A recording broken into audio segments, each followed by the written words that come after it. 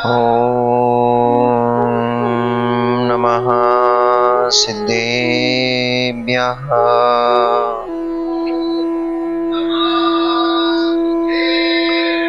ॐ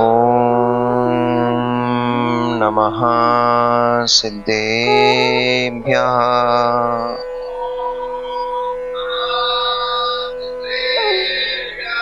तव सिद्धे नय सिद्धे संयम सिद्धे चरित्र सिद्धेया नाणम् इदंसणं मेया सिद्धे शिरसा नमस्सामि। सिद्धं सम्पूर्णमभ्यर्थं सिद्धेः कारणमुत्तमम्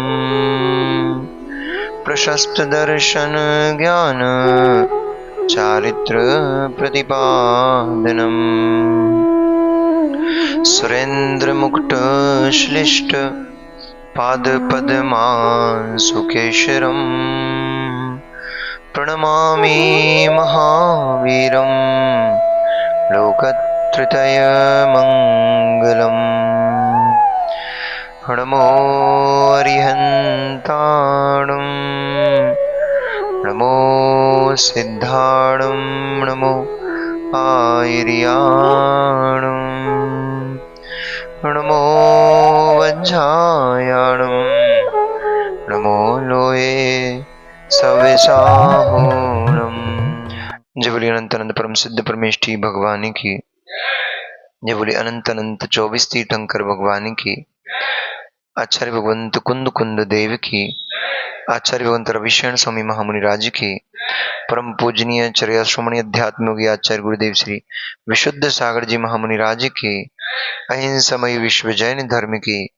बीतरागी प्रभु श्री रामचंद्र भगवान की।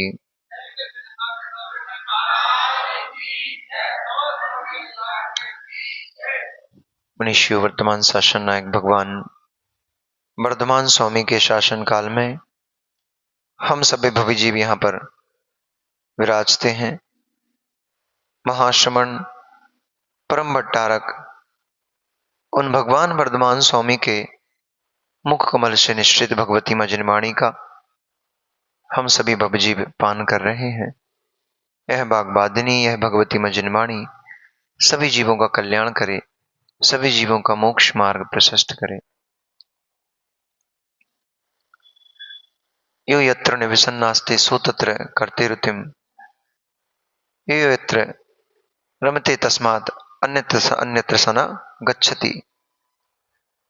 जो जीव जहां निवास करने लग जाता है उसका वहीं राग हो जाता है, वो वहीं प्रीति को प्राप्त हो जाता है। फिर वो अन्यत्र कहीं गमन नहीं करना चाहता, अन्यत्र कहीं नहीं जाना चाहता।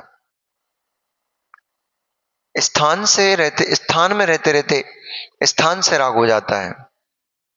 लोगों के बीच में रहते रहते लोगों से राग हो जाता है। यहां तक तो ये तो चैतन हो गया, अचेतन पुद्गल द्रव्य के साथ रहते रहते उस अचेतन द्रव्य से भी राग हो जाता है। उसमें ममत्व भाव चला जाता है, उसमें अपनेपन का भाव चला जाता है। और फिर किंचित भी किसी कारण से यदि उस स्थान से, उस व्यक्ति से, उस वस्तु से उसको दूर होना हो तो उसको क्लेश होता है, कष्ट होता है। एक क्षण के लिए भी कोई भी जीव अपनी प्रिय वस्तु को छोड़ करके उससे विलग नहीं होना चाहता। देखो आप अपने से, जिस घर में आप रहते हो, जब आपने वो घर नहीं खरीदा था तब उससे पहले उस घर में कोई और रहता था, उसको उस घर से राग था, वो उस घर को नहीं छोड़ना चाहता था। परंतु नवीन वस्तु मिली, नई वस्तु मिली, उससे अच्छी वस्तु मिली तो उस घर को उसने छोड़ दिया।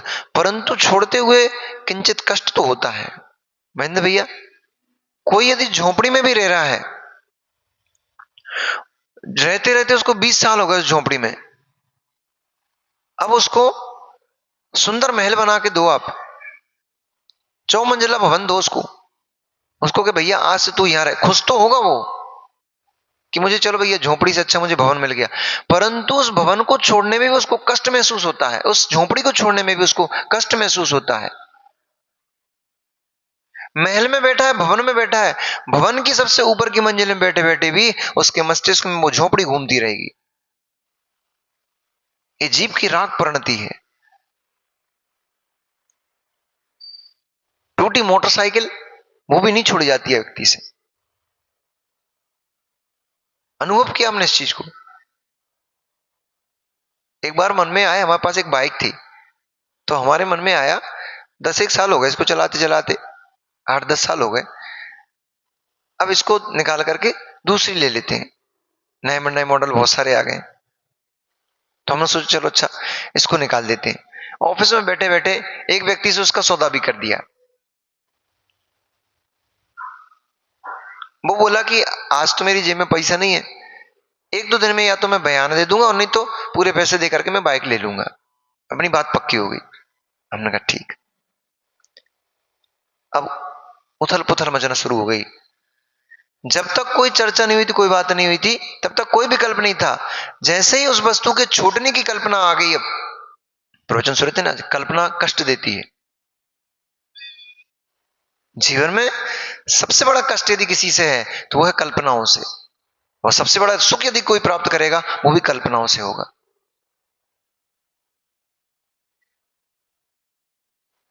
कल्पना कष्ट देती है, कल्पना सुख देती है।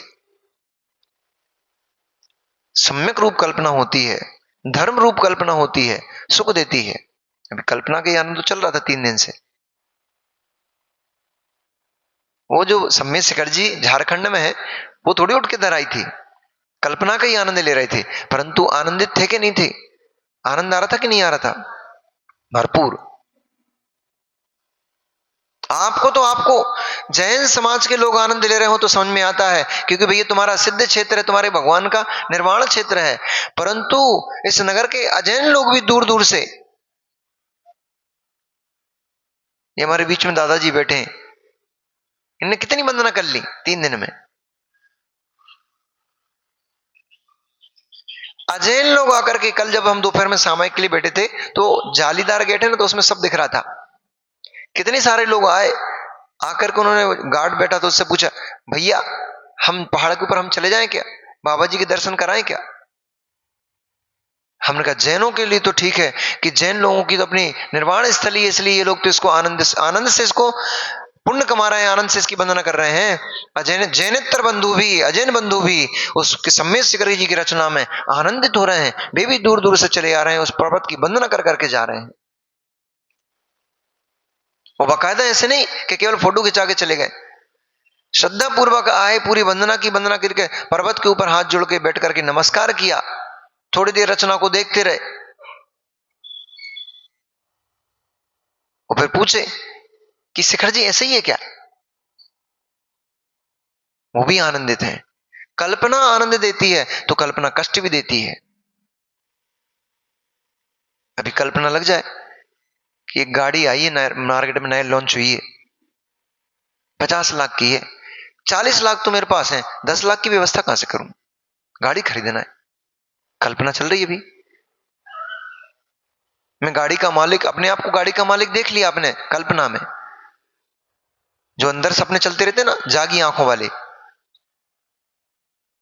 उस सपने में, उस कल्पना में आप गाड़ी के मालिक भी हो गए, चला के भी देख लिया, और पता नहीं कहां कहां घूम भी आया उससे। गाड़ी तो अभी शोरूम में खड़ी है, परंतु उस कल्पना में आनंद भी ले रहे हो, गाड़ी का, वाहन का उपयोग करते करते उस कल्पना का आनंद भी ले रहे हो। तो साथ में गाड़ी के खरीदने की जो उहापोह मचना शुरू हो गई, अब जो 10 लाख रुपए की व्यवस्था की जुगाड़ शुरू हो गई है, उसमें कितने कष्ट होना शुरू हो गए हैं। रात को नींद नहीं आ रही, अब पड़े पड़े वहां पे बिस्तर पे पड़ पड़ गुणित लगा रहे हैं, यहां से इतना इकट्ठा कर लूं, वहां से इतना इकट्ठा कर लूं, इससे इतना ले सकता हूं, उससे उतना, इनसे अभी लेना बाकी था, आज इनसे इनके पास जाता हूं।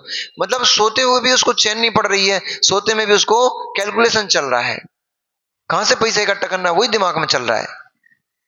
फिर नींद लग जाएगी ऐसे ही सोते, ऐसे ही सोचते सोचते, तो सपने में भी यही कल्पना चलेगी, सपने में भी गाड़ी उसे घूमेगा वो।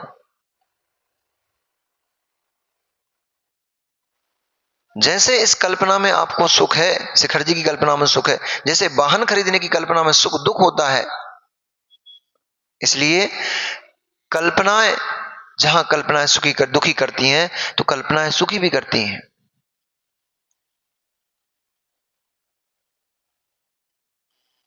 कल्पना से ही तो शुक्ल ध्यान में पहुंचा जाता है।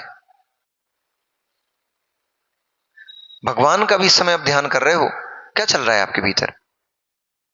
कल्पना ही तो चल रही है। भगवान पार्श्वनाथ ऐसे थे, क्या है ये? कल्पना ही तो है। अब वस्तुभूत कल्पना नहीं है, लेकिन हमारे यहां जैन दर्शन में कल्पना को तो स्वीकार किया है, लेकिन अन्य दर्शन मिथ्या दृष्टियों के जैसी कोरी कल्पना नहीं स्वीकार किया है कि जो है ही नहीं, जो थी नहीं, ऐसी बल्कि वस्तु की कल्पना जैन दर्शन स्वीकार नहीं करता है। लोगों ने, अज्ञानियों ने पूरे संसार को काल्पनिक बता दिया कि संसार में कुछ नहीं है, ये तो सिर्फ कल्पना मात्र है, वास्तव में कुछ भी नहीं है, कल्पना है।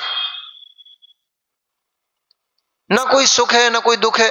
कल चर्चा हो रही थी, अपने बच्चू सिंह जी आए थे, उन्होंने कहा कि ये संपूर्ण विश्व कल्पना ही तो है, ये सुख थोड़ी होता है, सुख कल्पना है, ये दुख थोड़ी होता है, दुख कल्पना है। ये जीव की अज्ञान दशा है, कैसे सुख कल्पना है, कैसे दुख कल्पना है, वास्तविकता है। अवस्तु की कभी कल्पना नहीं हो सकती, वस्तु में ही कल्पना होती है। आप करके देखो कोई कल्पना, करो कल्पना भैया एक कोई ऐसी कोई कल्पना जो संसार में नहीं होती है। तो एकांती ने कहा पुष्पवत, आकाश में पुष्प नहीं होता। कभी देखा तुमने आकाश में पुष्प खिला? तो कल्पना है कि नहीं है कि आकाश में पुष्प खिला हुआ है? अज्ञानी है। जैन ने क्या कहा? अकलंक देव कहते हैं, अरे अज्ञानी, तू किसकी कल्पना कर रहा है? बोले आकाश में पुष्प नहीं खिलता, ये कल्पना है। बोले पुष्प होता है कि नहीं होता है? आकाश होता है कि नहीं होता है? यदि आकाश नाम की वस्तु ना हो और पुष्प नाम की वस्तु ना हो, अब तू कल्पना करके बता आकाश के पुष्प की। आकाश वस्तु है, पुष्प वस्तु होती है, तभी तुम ये कल्पना कर पाए कि आकाश में पुष्प नहीं होता। खरगोश के सींग नहीं होते, तो खरगोश नहीं होता, सींग नहीं होते, ये खरगोश के सींग नहीं होते। आपने कल्पना की खरगोश के सींग नहीं होते। अगर खरगोश नाम की कोई वस्तु नहीं होती, सींग नाम की कोई वस्तु नहीं होती, तो आप कल्पना कैसे कर पाते कि खरगोश के सींग नहीं होते? इसलिए अवस्तु की कभी कल्पना नहीं होती है, कल्पना वस्तुभूत ही होती है। जो वस्तु है लोक में, जो जो वस्तुएं हैं, उन वस्तुओं में ही ऐसा नहीं होता, यह कल्पना की जा सकती है। आटे का लड्डू बूंदी का नहीं होता,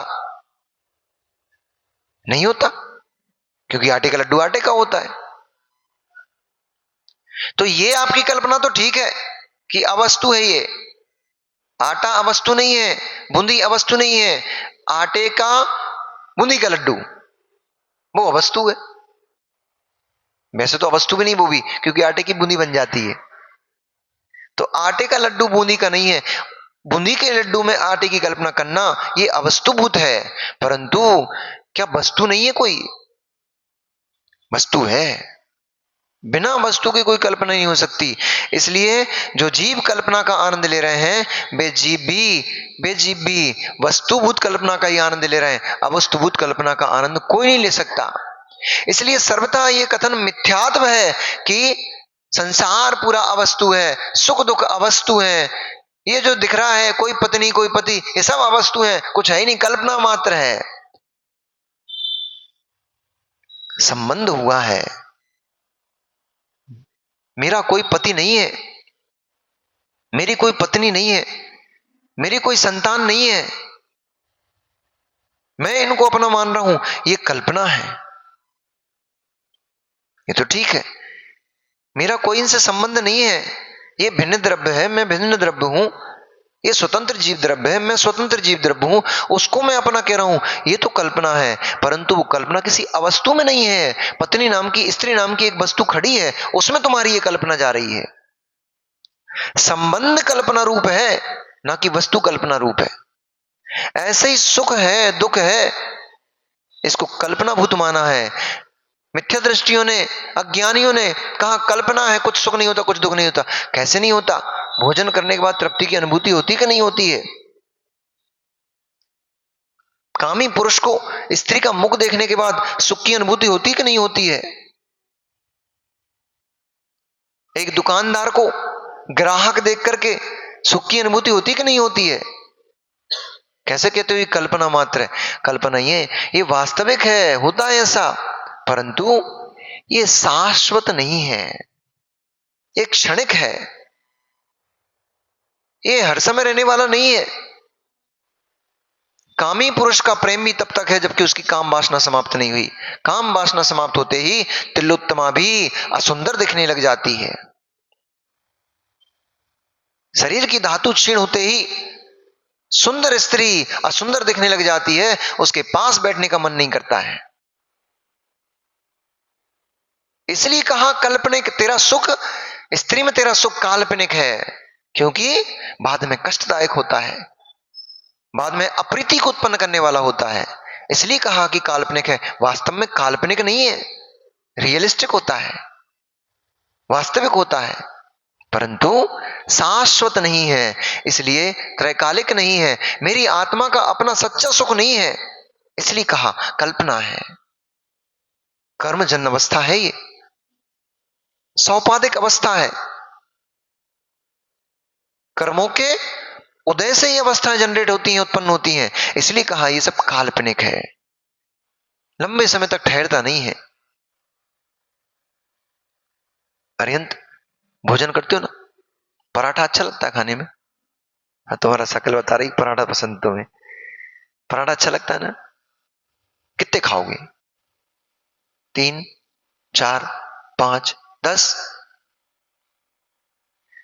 कोई शर्त भी लगा ले, जबरदस्ती करे, नहीं तुम्हें खाना ही पड़ेगा, खाना ही पड़ेगा, फिर कहोगे 5 तक तो खा सकते हो खींच खांच के, फिर कहोगे अब बस की नहीं मेरी, बिल्कुल दूर हटा दो इसको। और जबरदस्ती ज्यादा किसी ने जिद की, अब उससे अप्रीति उत्पन्न हो जाएगी, आपको उससे ऐसा लगेगा दूर हटा दो इनको अब मेरे सामने से, ऐसा भाव उत्पन्न होने लग जाएगा। तो अज्ञानियों ने इसमें ही तृप्ति की अनुभूति कर ली। बड़ी अज्ञानता चल रही भैया, नरेश भैया, लोक में बड़ी अज्ञानता है। इन छोटे छोटे सिद्धांत, छोटी छोटी बातों के ऊपर बड़े बड़े दर्शन खड़े हुए हैं। आपके देश में एक ऐसा जीव होके चला गया जिसने पूरे विश्व को हिला दिया, उसका नाम था, सबको पता है, उसने भोगों में तृप्ति खोज ली। भोग, इतने भोग डालो, इतने भोग डालो, खाना है इतना खा डालो, इतना खा डालो कि उससे अरुचि परिणाम हो जाए, इतना जी लो, इतना जी लो कि उससे अरुचि हो जाए, इतना देखना, सीन देखना है, अच्छे अच्छे दृश्य देखना है, इतना देख डालो, इतना देख डालो कि उससे अरुचि उत्पन्न हो जाए। उन्होंने, अज्ञानियों ने इसको वैराग्य मान लिया। तो बड़े बड़े मठ मंदिर बना डाले, और उन मंदिरों में, मठों में क्या चल रहा है? उनमें डिस्को थेट चल रहे हैं, रासलीलाएं चल रही हैं, प्रेम प्रसंग चल रहे हैं, भोग आकांक्षाओं की पूर्ति चल रही है। और क्या बोल रहे हैं? ये भोग सामग्री है, इसको इतना भोग लो, इतना भोग लो कि इससे अरुचि हो जाए। अरे अज्ञानी, अरुचि एक क्षण के लिए तो हो सकती, समयवर्ती तो हो सकती है, परंतु वो तुम्हारी अरुचि चित्रकालिक नहीं हो सकती। किसी जीव को रसगुल्ला पसंद है, उसको खूब रसगुल्ले खिलाओ, खूब रसगुल्ले खिलाओ, इतना खिला दो कि गले तक भर जाए। वो कहेगा अब भैया बस, अब नहीं, अब तो तुम इसको हटा ही दो सामने से। तो अब तुझे भेद विज्ञान प्रकट हो गया। क्या बोलेगा? अब तुझे भेद विज्ञान प्रकट हो गया, तेरा इसमें अरुचि परिणाम हो गया, इससे तू तृप्त हो चुका है, अब ये तेरे लिए तृप्ति कारक नहीं है, तू इससे मुक्त हो चुका है। अज्ञानी, अज्ञानी अभी ठहर, अभी इतने जल्दी निर्णय मत कर, इतना जल्दी शीघ्रता से निर्णय मत करो, थोड़ा समय दो। जैसे ही वो गले से नीचे उतरेगा, उसका पाचन हो जाएगा, उदर में पहुंच जाएगा, उदर से मल द्वार से वापस निकल जाएगा, फिर पेट खाली हो जाएगा, फिर उसी रसगुल्ले को खाने का मन करने लग जाएगा। अज्ञानियों ने भोग से तृप्ति को मान करके भोग भोग डाले, और इस पे बहुत बड़ा पंथ खड़ा हुआ है, और विश्व में इसके ऊपर चलने वालों की संख्या सर्वाधिक है। भोग भोगते भोगते तृप्ति मानने वालों की संख्या बहुत ज्यादा है। ऐसे भोगों से तृप्ति होती तो अब तक तो सब संसार मोक्ष ही चला गया होता, क्योंकि स्वर्ग में कितनी बार रह रहा के आ चुके हम लोग, और स्वर्ग में तो कोई संपदा की कमी थी नहीं, भोग वस्तुओं की कोई कमी नहीं थी। वहां पे जितने भोग हो सकते हैं, जितने भोगों की आप कल्पना कर सकते हो, वहां पे सारे के सारे भोग उपस्थित हैं, और हमने सब भोग डाले, एक भी नहीं छूटा हमसे।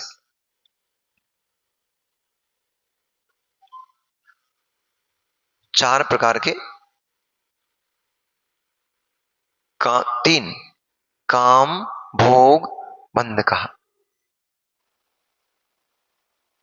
स्त्री कथा, भोजन कथा, चारवी कथा, स्त्री कथा, भोजन कथा, राज्य कथा, चोर कथा, सब कट डाली। अभी तक तो तृप्ति हुई नहीं, अभी भी फिर मन करता है और बतियाने का, फिर मन करता है स्त्री कथा करने का, फिर मन करता है। कितनी कर डाली, घंटों घंटों नहीं, दिनों दिनों बैठ करके स्त्रियों की कथा कर डाली, पर तृप्ति तो हुई नहीं, अभी भी मन करता है। इसलिए जीव की आकांक्षाएं जो हैं यही पीड़ित कर रही हैं, जीव की कल्पनाएं यही पीड़ित कर रही हैं। अज्ञानियों ने अनेक अनेक प्रकार की कल्पनाओं में मोक्ष की कल्पना कर ली।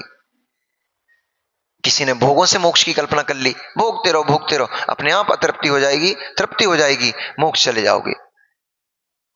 किसी ने कहा ज्ञान को ले लो, इतना ज्ञान ले लो, इतना ज्ञान लो, ज्ञान की पूर्णता हो जाएगी, मोक्ष हो जाएगा, वे भी अज्ञानी।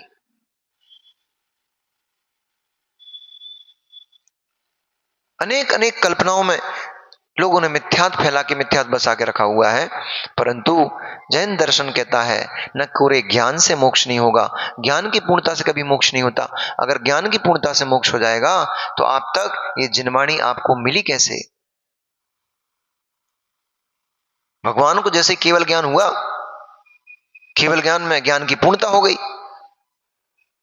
जैसे केवल ज्ञान हुआ, केवल ज्ञान पूर्ण ज्ञान, तो जैसे ज्ञान केवल ज्ञान हुआ, ज्ञान की पूर्णता हो गई, और जैसे ज्ञान की पूर्णता हो जाए भगवान को मोक्ष हो जाएगा। उपदेश कौन देगा?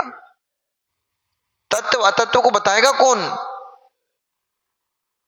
और जब तक तत्व अतत्व को बताने वाला कोई नहीं होगा तो किसी को मोक्ष भी नहीं होगा। क्यों नहीं होगा?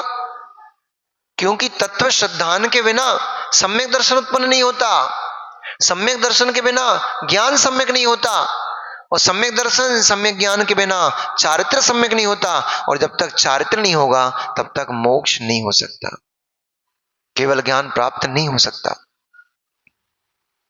केवल ज्ञान से केवल ज्ञान प्राप्त नहीं होता है, शुद्ध ज्ञान से केवल ज्ञान तक पहुंचता है। पानी डालो पानी निकालो, आचार्य एक सूत्र, आचार्य का बड़ा फेवरेट सूत्र है, पानी डालो पानी निकालो। आप लोग ऐसा करते हो? नहीं करते? नहीं करते? आप तो पानी निकालते निकालते हो, डालते नहीं हो ना। कुएं से, जेट पंप से निकालते निकालते डालते नहीं ना।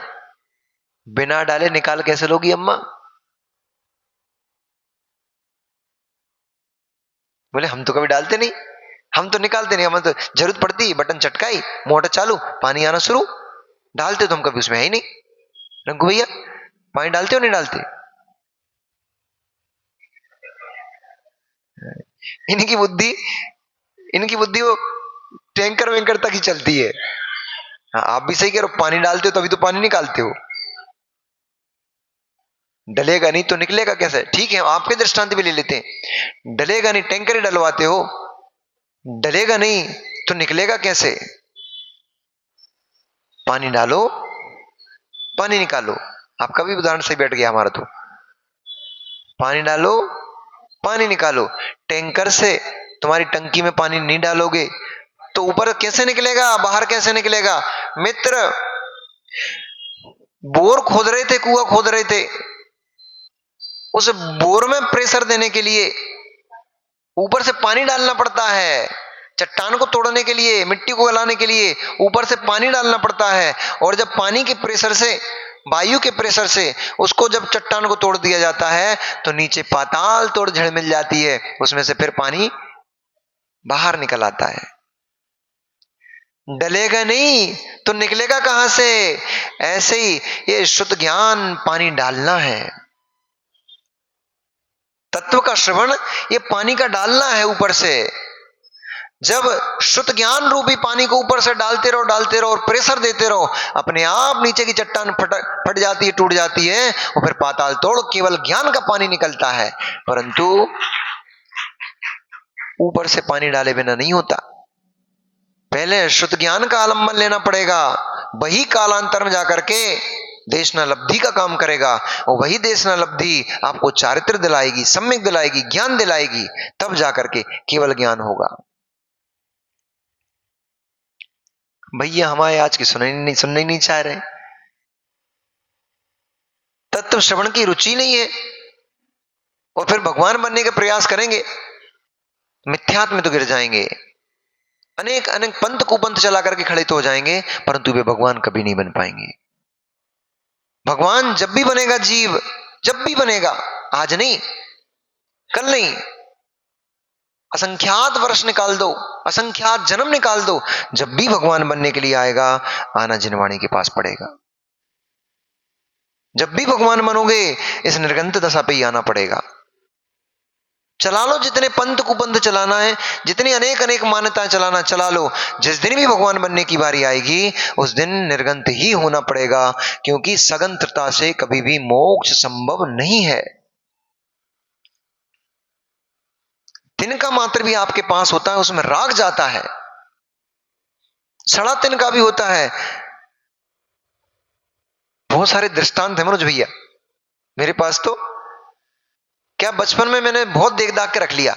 अब बचपन में तो वो सब बातें समझ में नहीं आती थी। जब अपनी गृहस्थिक लाइफ को मैंने जिया, उस समय बहुत बहुत सारी घटनाएं, दुर्घटनाएं घटी, परंतु उस समय वो सब चीज समझ में नहीं आती थी। वो सब जब आचार्य भगवंत प्रवचन दिए और जब वो दृष्टांत बताते थे आचार्य श्री, उन दृष्टांतों पर मेरे दृष्टांत फिट होते थे। निवृत्त सागर जी बैठे, इनसे पूछो कि गांव में बारिश के पानी से घास खराब हो जाती है, बरसात में पानी गिरता ना तो घास के जो पूला बना के रख लेते हैं, वो ऊपर ऊपर के पूला खराब हो जाते हैं। अब इनको भी परछट्टी याद आ जाएगी, इनको भी गांव के घास के पूरे याद आ जाएंगे आज। वो गांव में घास के पूरे खराब हो जाते हैं, बंडल जो होता है वो ऊपर से पानी पड़ने से खराब हो जाता है। कोई आदमी आए, वो बोले भैया सेठ जी ये हम ले जाएं क्या? अरे नहीं भैया, उस सड़े तिनके में भी राग भाव जा रहा। क्यों? अभी ये बरसात आने वाली है, बरसात में ये जो घास है, लकड़ी का एक फ्रेम बना करके उसके ऊपर इस घास को लगा करके और ढाल बनाया जाता है, जिससे पानी की बौछार भीतर न जाए। गांव में उसको हमारे बोलते हैं परछट्टी, आपके यहां पता नहीं क्या बोलते हैं, छप्पर। छप्पर आपके बोलते हैं, छप्पर अलग होता है, छप्पर कबेलू का होता है। जो भी झाड़ बोलते हैं, हमारे यहां परछट्टी बोलते हैं। अनेक अनेक देशों की, अनेक अनेक प्रांतों की अलग अलग भाषा होती है, परंतु सार समझ में आ गया ना? सार क्या है? परछट्टी सार नहीं, उस सड़ी घास में भी जीव का राग भाव चल रहा है, ये है सार। उस सड़े तिनकों को भी जीव किसी को देना पसंद नहीं करता कि भैया तू ले जा, इसको नहीं दे सकता। राग है, कल्पनाएं हैं, कल्पना से जीव सुखी है, कल्पना से जीव दुखी है, इन कल्पनाओं में जी रहा है जीव। वो परछट्टी बनाने के लिए जी पाएगा नहीं जी पाएगा ये तो कोई पता नहीं है, कोई भरोसा नहीं है। परंतु कल्पना चल रही है, हमारी भी कल्पना चल रही थी एक, कि भाई ये गाड़ी खरीद लेंगे, वो वाली गाड़ी बेच दे रहे, बात हो गया, सौदा हो गया, सब हो गया। अब शाम को क्या दिमाग में आया, अरे यार 10-15 हजार रुपये हम क्या फर्क पड़ जाएगा, खड़ी रहेगी गाड़ी का, 10 साल से बेचारी साथ निभा रही तुम्हारा, कभी आज तक पंचर नहीं, रास्ते में इतनी जगह, कितने कितने 200-300 किलोमीटर तुमने बाइक चलाई, पर कभी रास्ते में पंचर नहीं हुई गाड़ी, कभी रास्ते में इंजन खराब नहीं हुआ उसका, उसने तुम्हारा साथ निभाया है, तुम क्यों बेच रहे हो उसको। राग परिणाम, लोहे लंगड़ से भी राग है। चैतन वस्तुओं में राग जाए ये तो समझ में फिर भी आता है कि भाई चेतन है, बोल रहा है, बतिया रहा है हमसे। अचेतन द्रव्य जो ना बोल रहा है, ना बतिया रहा है, ना हमारा कुछ उपकार कर रहा है, फिर भी उस जीव से, उस वस्तु से हमारा राग चल रहा है, अजीब वस्तु से, और हमें पता ही नहीं है। ये तो बहुत बड़ी चीज हो गई, कम से कम उपयोग में आ रही प्रतिदिन। मां आपके घर में तान पे टूटी बाल्टी पड़ी है, पड़ी है, अब लगभग 4 साल 5 साल से पड़ी, वो पड़ी हुई है टूटी बाल्टी, और इंतजार किसका कर रही है, कसेरे का इंतजार कर रही है। कसेरा आएगा जो लोहे लंगड़ का काम करता ना, कबाड़ी नहीं, कबाड़ी नहीं, ठटेरा जो ठीक करता है उसको, जब से 5 साल से वो इंतजार कर रही है, ठटेरा आएगा, कसेरा आएगा, इसकी तली बदलवा करके, पूरी ऊपर से सही है, केवल तली फूट गई है, इसकी तली परिवर्तित करवा लेंगे, तली बदल देंगे, ये पुनः बाल्टी काम में आ जाएगी। हर दीपावली पे वो बाहर निकलती है। सुनना मां, परिणामों की धारा को देखो, जीव की राग धारा को देखो। सही कह रहे हैं, सबको याद आ गई, सही कह रहे हैं। हर दीपावली पे बाहर निकलती है, साफ सफाई हो जाती है, अरे बहुत दिन हो गए पड़े पड़े, वो कसेरा आ ही नहीं रहा, अब इसको कबाड़े वाले को दे दे रहे हैं। 4 दिन कबाड़ा वाला आया नहीं, फिर ऊपर चढ़ गई, अब कब निकलेगी। उस जंग खाती हुई बस्ती में, लोहे के नष्ट वस्तु में भी हमारा इतना राग चल रहा है, हम उसको उठा करके बाहर नहीं फेंक पा रहे हैं। ये जीव की राग दशा है। अब मायके से आई थी तो मायके से तो बहुत सारी चीजें आई थी, सवाई संभाल कर रखी का। मायके से तो, मायके से तो कहीं कहीं की परंपरा है, मायके से तो साथ में एक बिटिया और आई थी, वो वापस पहुंचाई कि नहीं पहुंचाई। अरे एक बिटिया तो आई थी, वो बहू बन के आई थी, उसके साथ में एक बिटिया और आती है, कहीं कहीं छोड़ने के लिए आती ना, क्या बोलते, हाँ, तो कहीं कहीं की परंपरा अभी भी आते हैं। एक बेटी, छोटी बेटी होती है, या ताऊ जी, चाचा, फूफा की कोई की बेटी, बहन एक साथ में आती है, वो दहेज में नहीं आती, वो केवल छोड़ने के लिए आती है। अब बिटिया बहुत दिन हमारे साथ में रही है, अकेली जाएगी, उसको बुरा लगेगा, तो साथ रहेगी, अच्छा बुरा बोलने बतियाने के लिए, अचानक से अन्य घर में जाएगी। अब वो जमाने गए, इसलिए वो परंपरा भी खत्म हो गई। पहले महीने भर निकल जाता था, साल साल निकल जाता था सासू मां से और ससुर से बतियाने में, अपने पति से खुल के बात करने में कई दिन लग जाते थे पत्नी को। अब तो पहले ही बात कर कर आके आती, और जमाना उल्टा हो गया है। अब वो जमाना गया, सेज पे बैठी घूंघट डाल के और पति के इंतजार में बैठी है, कल्पनाओं में जी रही है, पति आएगा तो मैं कहां से बात शुरू करूंगी, क्या बोलूंगी। अब तो सब टाइम ही गया, अब तो पहले ही इतना बतिया चुके हैं, अब टेंशन ही नहीं है, आएगा तो बोल देंगे। सब खत्म हो गया, लाज लज्जा सब नष्ट हो गई, परंपराएं संस्कृति सब नष्ट होती चली जा रही है। मॉडर्न हो गए ना हम लोग, हम लोग प्रोग्रेसिव हैं, प्रोग्रेस कर ली हमने, बहुत प्रोग्रेस नहीं कर ली है, हम लोग बहुत पिछड़ चुके हैं, पिछड़ते चले जा रहे हैं। लग रहा है आपको कि हमारी प्रोग्रेस हो गई, हम प्रोग्रेस नहीं हो गई, हमारी हमारी उन्नति नहीं हुई है, हमारी अवनति होती चली जा रही है। हम मान मर्यादाएं प्रतिष्ठा सबको भूलते चले जा रहे हैं। मान सम्मान, अभी महाराज ने वो कथा कहानी सुनाई थी ना एक, संस्कार भूलते चले जा रहे हैं। शाम को सुनाना भैया ये कथा कहानी शाम को, क्योंकि बच्चे लोग भी आते हैं ना, उनको ये पता पड़ना चाहिए हमारे माता पिता ने कैसे कैसे पाल पोस के हमें बड़ा किया है। बेटा बेटियां तो एक क्षण में निर्णय करते हैं और तुरंत डिसीजन लेकर के अपना काम कर लेते हैं। बेचारे वे माता पिता जिनने पाल पोस के इस उम्र तक पहुंचाया, जिनने खून खून के आंसू डुबा डुबा करके रो रो करके और इस हालत तक बच्चों को पढ़ा लिखा करके बड़ा किया, वे बच्चे 2 मिनट में सारा डिसीजन करके माताई बाप को ऐसे पटक के चले जाते हैं। बेचारे माता पिता आंसू बहाते रह जाते हैं, रोते रह जाते हैं, बिलखते रह जाते हैं, पूरी समाज के सामने आंख उठा करके जीने लायक नहीं छूट रह जाते हैं। बच्चे तो चले गए, परंतु तुमने तो अपना डिसीजन ले लिया, तुमने तो अपना निर्णय कर लिया, लेकिन उन माता पिता की बेचारों की क्या गलती थी? उनने क्या ऐसा पाप कर दिया था कि तुमने उनको ऐसी सजा दी?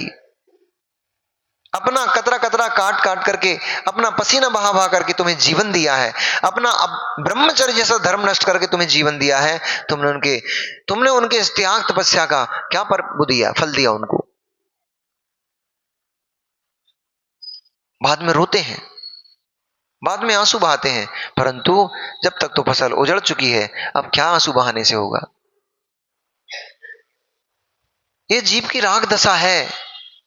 इंद्रिय भोगों में जीव इतना तल्लीन है, इतना मस्त है, इसको कुछ भी दिखाई नहीं देता, कुछ भी समझ में नहीं पड़ता, सूझ नहीं पड़ता है।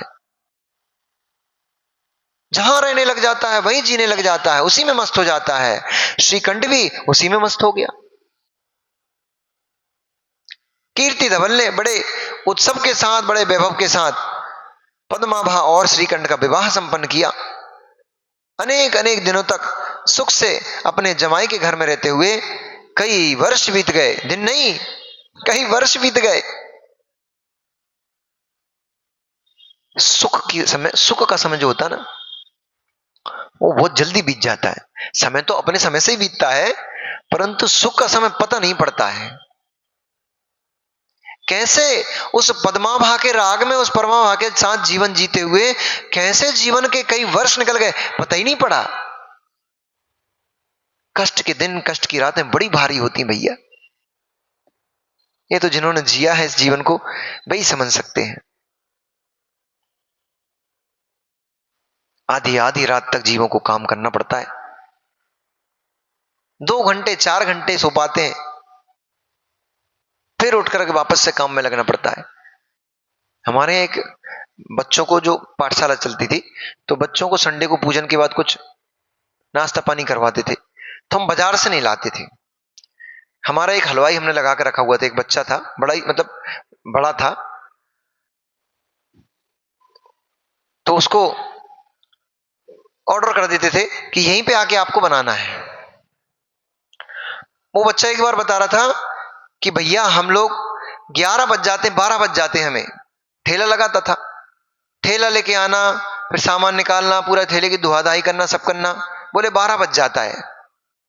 4 बजे से फिर उठना पड़ता है, मंडी जाऊंगा, मंडी से सामान सब्जी वगैरह लेकर आऊंगा, जो भी बनाना रहता था वो लेकर आऊंगा, वहां से सामान खरीद के लाऊंगा। उसके बाद तो आकर के फिर 6 बजे 7 बजे से तैयारी करूंगा, तब जाकर के 8 बजे तक पूरा सामान तैयार हो पाएगा, 9 बजे तक तैयार हो पाएगा, भोजन पानी करूंगा, 11 बजे से फिर ठेला लगाना। कितनी देर सो रहा है वो? कितनी देर सो रहा है? 11 से 12 से 4 तक, 4 घंटे। हम कितनी देर सोते हैं?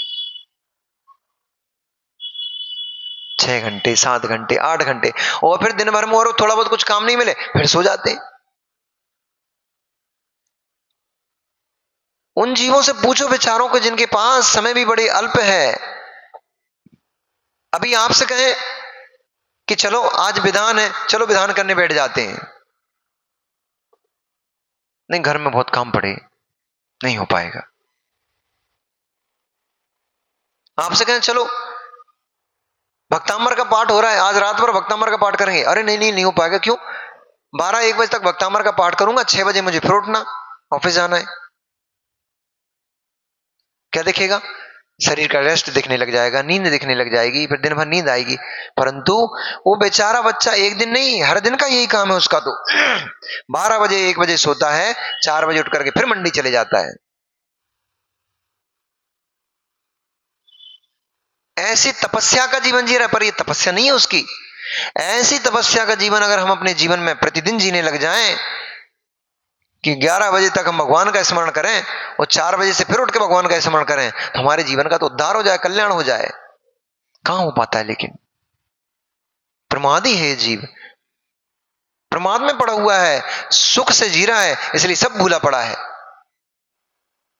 सौदा हो गया, सब हो गया, आखिर में निर्णय हो गया, अरे छोड़ो, पड़ी तो रहने दो गाड़ी को यार, पड़ी रहेगी घर में, बच्चों के काम आएगी, अपन दूसरी ले ले रहे हैं।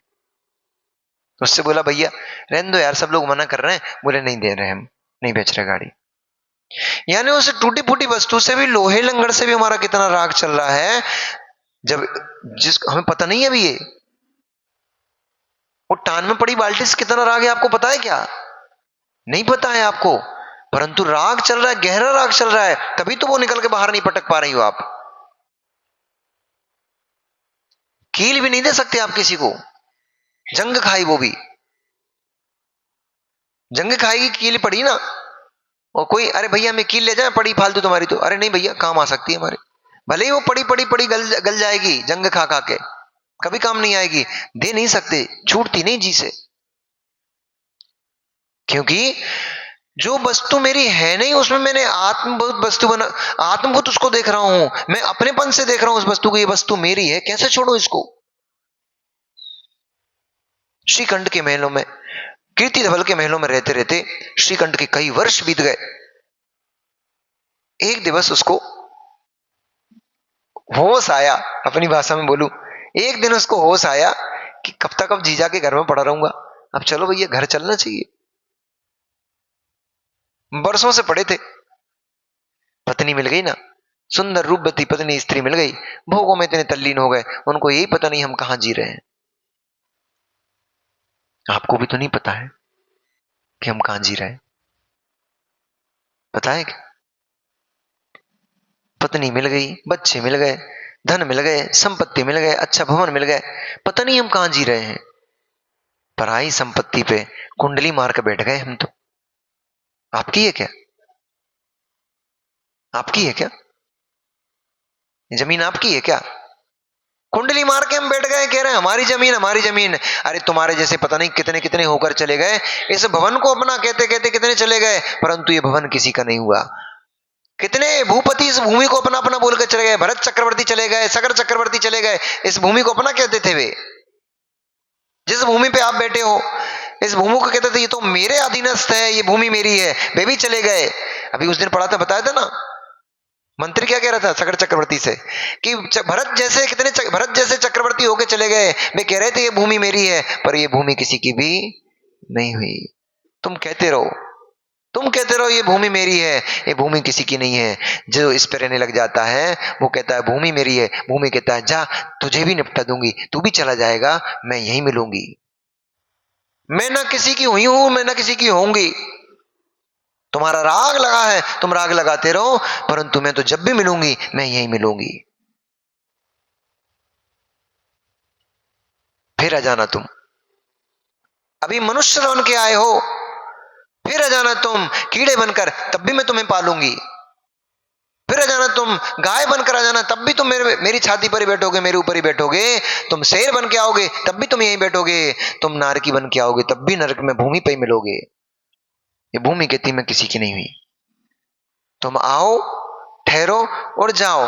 किराएदार टाइप के हैं, फिर भी हम अपने आप को भूमि का मालिक मानकर बैठे। यही तो हमारी अज्ञान दशा है, यही तो मिथ्यात्व पाल के हमने रखा हुआ है सबसे बड़ा, कि ये भूमि मेरी है, ये घर मेरा है, ये संपत्ति मेरी। तुम्हारा कुछ भी नहीं है, शरीर तक तो तुम्हारा है नहीं। जिस शरीर में निवास कर रहे हो वो शरीर तक तो भैया, दीपक भैया कह रहे दुकान मेरी है, सेंट्रो मेरी है, अभी नई नई सेंट्रो लेके आया भाई, तो कह ले सेंट्रो नहीं, सेंट्रो i10, हाँ तो कह ले i10 मेरी हो गई। 4 दिन पहले तक वो i10 किसी और की थी, पड़ोसी की थी। 4 हरे हरे गड्डी पकड़ाई उसको, गाड़ी इधर से इधर हो गई। वो कह रहा था मेरी है मेरी है, उसका ममत्व इससे हट गया, उसका हरी हरे नोटों में ममत्व चला गया, ट्रांसफर हो गया। जो ममत्व उस डब्बे में जा रहा था, कार में जा रहा था, वो ममत्व नोट की गड्डियों में आ गया, ट्रांसफर हो गया। वैसे ही गाड़ी भी ट्रांसफर हो गई। कल तक वो कह रहा था मेरी है मेरी है मेरी है, आज ये कहने लगे ये गाड़ी मेरी है। तुम्हारा है क्या? क्या है तुम्हारा? ये पर्याय ही तुम्हारी अपनी नहीं है। गाड़ी क्या होगी, बंगला क्या होगा तुम्हारा, शरीर ही तुम्हारा अपना नहीं है। यही तुम्हें छोड़ देगा एक दिन। मत छोड़ो, तुम करो राग जितना करना है, संभालो इसको जितना संभालना है। ये कहेगा ज्यादा दिन के मेहमान नहीं हो, हमने तुम्हें किराए से दिया है 60-70 साल के लिए, सो रह लो। फिर हम तुम्हें देसी भाषा में बोलूं क्या, बोल दो, कहेंगे रह लो, कह लो अपना अपना अपना कि हम तुम्हारे हम तुम्हारे, हम कोई की नहीं है, हम लात मार के तुम्हें बाहर भगा देंगे। 60-70 वर्ष के लिए तुम्हें लीज पे दिया है तो उसमें रह लो। उसके बाद हम कहेंगे निकलो हमारे घर से वापस बाहर। नहीं पता किसी करचन जी ऐसा आपको? नहीं पता कि ऐसा? पता तो सबको है, पर देखो हम बोलते हैं तो देखो अब सबके चेहरे कैसे हो गए। सबको पता है, परंतु हनुमान जी को भी पता था कि मैं उड़ लेता हूं, क्योंकि वो विद्याधर थे ना। उनको पता था मैं विद्याधर उड़ लेता हूं मैं, परंतु उन्हें यह पता नहीं था। और कई बार लंका गए, ऐसा नहीं, क्योंकि रावण के संबंधी थे वो, इसलिए कई बार वो लंका गए। परंतु जब सीता की खोज करने के लिए पहुंचाया तब उनको हवा डाली गई थोड़ी, अरे तुम कर सकते हो, तुम ही कर सकते हो ये काम, और कोई नहीं कर सकता। तो फिर जोश आया, अच्छा ठीक है तो फिर मैं करके आता हूं। शक्ति तो होती है, उकसाने की आवश्यकता पड़ती है, प्रेशर डालने की आवश्यकता पड़ती, पंपिंग करने की आवश्यकता पड़ती है। ऐसे ही शक्ति तो आपके पास भरी पड़ी है, आप भी भगवान बन सकते हो, ये सब बातें आपको पता है, नई बात थोड़ी बता रहा हूं। परंतु भूल जाते हैं हम, कोई पंपिंग करता है, हवा डालता है, फिर याद आ जाती है हाँ मैं तो बलवान हूं, मैं तो दरिद्री थोड़ी हूं, मैं मनुष्य थोड़ी हूं, मैं तो भगवान हूं। अब गेट के बाहर जैसे निकलेंगे फिर भगवान मनुष्य में परिवर्तित हो जाएगा। फिर वही 3, 13, 9, 18 के चक्कर में। श्रीकंठ ने निवेदन किया, जीजा जी अब बहुत समय आपके आश्रय में रहते रहते मुझे हो गया, अब मैंने निर्णय किया है मुझे अपने घर वापस जाना चाहिए। तब कीर्तिधवल ने कहा, मित्र तेरे बहुत शत्रु हो गए हैं, पद्मापा को बहुत सारे राजे महाराजे चाहते थे और तू इसको बेहा के ले आया है, भगा उड़ा के ले आया है, इसलिए बहुत सारे जो राजे हैं वो तेरे शत्रु हो चुके हैं, इसलिए तेरा अब वहां जाना ठीक नहीं है। तू ऐसा कर, मेरे अधीनस्थ अनेक अनेक राज हैं, अनेक अनेक द्वीप हैं, अनेक अनेक नगर मेरे अधीनस्थ हैं, उन नगरों में से तू कोई भी नगर चुन ले, उसमें तू सुख से रह, वहां का मैं तुझे राजा अधिष्ठित करता हूं और तू वहां पर सुख से रह। कीर्तिधवल ने कहा, संध्याकार, सुबेल, कांचन, योधन, हंसदीप, बिघट, रोधन, तोयावली और आदि आदि अनेक नगर, अनेक अनेक द्वीप मेरे अधीनस्थ हैं, वानर द्वीप, ऐसे बहुत से द्वीप मेरे अधीनस्थ हैं, तू सुख से जहां भी मन करे तेरा वहां तू रह, तू वहां पर राज्य कर और वहां अपना शासन चला। श्रीकंठ ने भी जीजा की बात का पालन करते हुए कहा, जैसी आप आज्ञा करते हो मैं वैसा ही करूंगा, कहो। उन्होंने कहा, इन द्वीप इन नगरों में से तुझे क्या चुनना है?